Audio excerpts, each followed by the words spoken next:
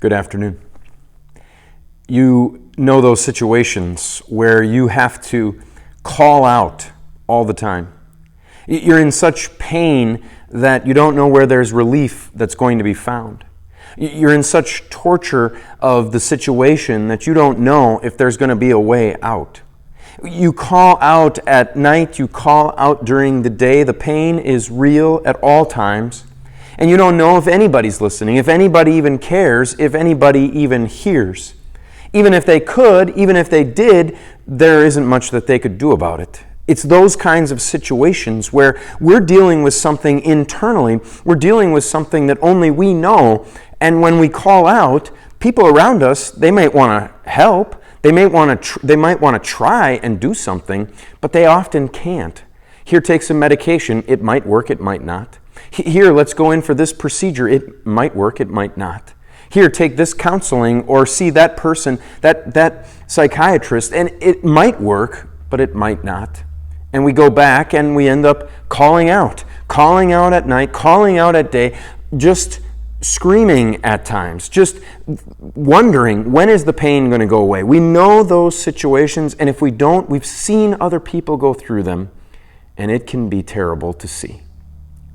If spiritually we're going through that same situation, if we feel guilt of things that we know we've done against God in the past, and we don't feel forgiven, if we feel the pressure of things that we know we've done against God, and we know that there's no forgiveness for them, there's no explanation, there's no excuse that would be good enough. If we feel the pressure and the attacks of Satan against us, we probably are being tortured in that way. Tortured knowing that Satan is after us, knowing that death is haunting us and is in our future. We know all of these things to be true. And maybe spiritually we're crying out by night, crying out by day, wondering, does anybody hear? The people around us, they might, but it's spiritual. They don't have anything that they can add. The only one who can is God. And if we're the ones that are seeing God as our enemy, if we're seeing Him as against us, then it's no help. This is what the psalm writer, Psalm 22, verses 2 and 3 said. My God, I call out by day, but you do not answer. I call out by night, but there is no relief for me. Yet you are seated as the Holy One, praised by Israel. That the truth of the matter is that God is there no matter what happens.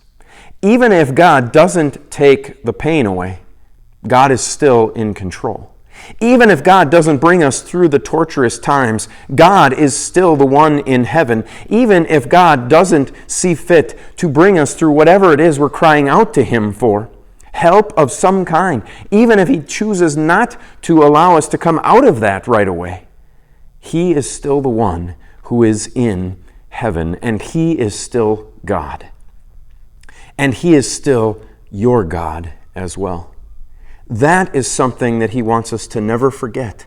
The psalm writer says, my God.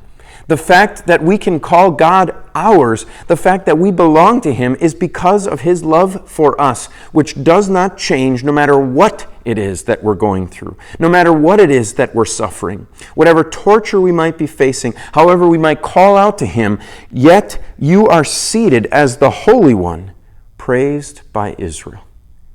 That God is worthy of praise for what He has done for you in Jesus.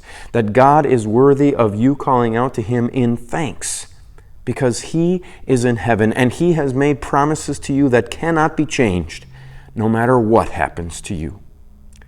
Until we see each other again, the Lord's blessings on your day.